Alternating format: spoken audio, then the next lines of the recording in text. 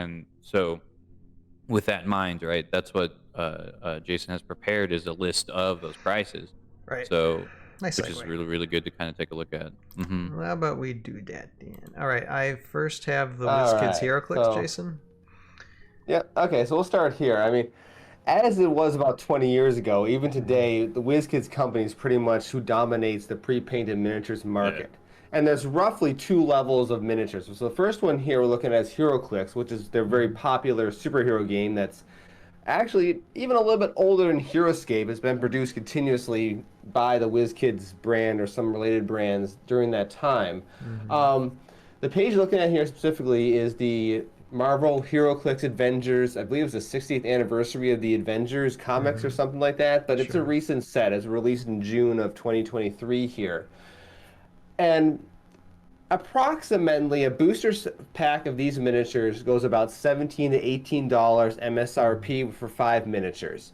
You can find old sets online for cheaper than that, but that doesn't really matter. We're talking about the actual MSRP. So you're looking around maybe $3 to $4 ish, depending on the details, for the cost of a given HeroClix miniature. And I do want to point out, you have here on the page, you have the Captain America. I think it's a Black Panther right there, Iron Man and Hulk. Right.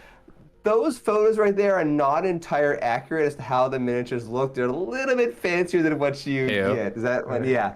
If you look on eBay, you can go do an eBay search for these exact miniatures, and they don't look quite as nice as what you see right here. I would describe their paint jobs as fairly flat. So there's not like contrast between like the crevices and the details. There's not a lot of highlights on some of the raised areas you'd get if you painted yourself. They're fairly flat. I mean, it's pre-painted miniatures. It's not like they're bad for pre-painted miniatures. They're just pre-paints are just pre-paints. They're not great paint jobs. But the big issue when you're comparing these guys to, say, Age of Annihilation, what we've seen so far, these miniatures are not really as detailed as what we've seen from the previous Age of Annihilation stuff. So while these seem kind of cheap in the $3 to $4 range per miniature, I don't think these accurately reflect what we're going to be getting from Heroscape when it comes to next year's Age of Annihilation stuff. So why don't you jump over to the second image that I sent you there. Okay. And the second level of stuff pertains to WizKids basically running the RPG market. So you've got Dungeons and Dragons miniatures, you have Pathfinder miniatures. Here, this is Critical Role miniatures. I believe they're a YouTube channel, aren't they? And they produce their own line of miniatures or something. Oh, okay. Right. Yeah. Yes. Yeah. So that's They have either their own way. TV They're basically and such.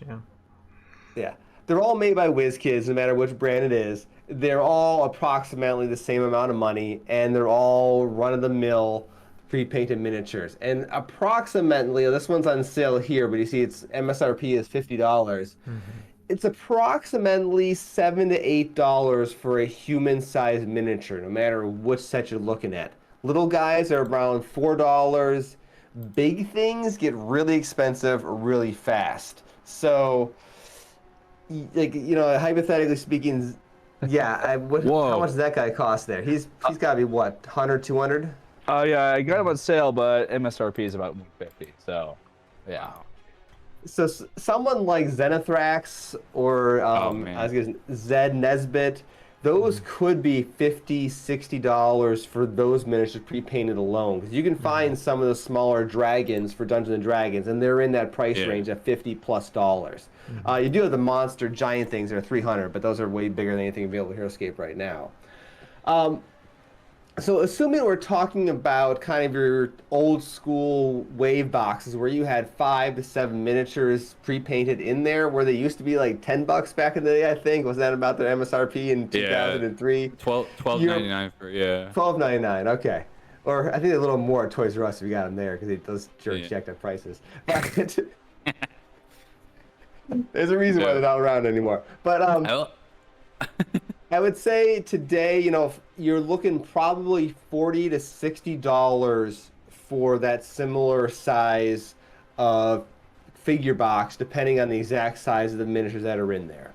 Right. And that's based on the approximate current market pre-painted miniatures. And even like these Critical Role ones, as well as Dungeons and Dragons, They have better detail than HeroClix, but they still kind of look flat. So they're still your pretty run-of-the-mill pre-painted stuff, which isn't bad if you like that kind of a thing, but anybody who has any moderate skill in painting can do a lot better job than what you see here. But that's the way it's always been for pre-paints. That's nothing new. That's not like saying insulting these things. That's the way it's always been. Yeah. So that's a quick overview of the market for you. All right. Not bad, not bad. And So save up Go ahead. $60 to $100. I think it would be a nice It's fair. comfy range for I mean, whatever they plan to announce. It depends on how much. It won't be terrain costs, 250. too. That's the plus side is that we're not going to get an announcement that says, all right, $250 because I know that hit You might really purchase hard. 250, but You can't. Yeah, that's up to you. But yeah, it's not like that's not going to be the entry level price to get involved with whatever they plan next year. I have all confidence they're not going to do that because that didn't work. They need to at least, if they're going to introduce this game to as many new players as possible, it has to be a comfy price range that works with market, but also something that's not demanding of people's wallets. I'm looking at like 60 to 100. Like that feels to be the right amount of what they could market and get more people involved, right? And then of course answer the need for whatever cost is required to get that produced. My prediction is master set will be about $85. Have enough terrain for a Something small around there. map and about 25 figs is what I'm thinking. So a little bit more than Battle for the Underdark, which is great. Like we definitely want more than Battle for the Underdark, but we're probably not going to be able to see anything of Rise of the Valkyries level in this day and age without it being a little bit too more than it should be for entry level prices. So at least that's what I'm thinking. Huh? But all right. Any other thoughts before we move on? I will say thank you, Renegade, for taking the time to solve that conundrum because I know that was a thing. And like I said, for those that wanted it to be unpainted, I think I think it's really cool that we did adopt that like philosophy because that's the thing. It's like being part of the community and watching C3V and all the C3V releases. Right, their thing was pre-painted. When it got launched, pre-painted. That was what everyone wanted. But now this year, it seems there are a little bit more people that kind of like relented and thought about it and were like, you know what, unpainted sounds like a good idea. That's cool. But I think it was also because there were so many people that wanted it pre-painted. That's why they went and got the solution. So it's a really interesting kind of like give and take. It's like I think they saw more people wanting it pre-painted than unpainted, and that's why they kept that decision. But if they do decide to do both, it would be even better because then everyone gets to choose, and that's when you get choices. I think that's the best part is being able to give many people as many options as they can when it comes to this kind of stuff because we're trying to get more people, new people in, and people that have played since 2004. So. Yeah, I would just say that I was probably the biggest person wanting unpainted. I think, And that's awesome. But I was cool with it, So. But even then, just because I didn't get exactly what I wanted pre-painted, you're still able to play with the cool figures, and I'm not going to ruin anyone else's day because I didn't get exactly what I wanted. Right. And there's so many. You got to do a 30-minute YouTube video on how bad it is that they're not doing.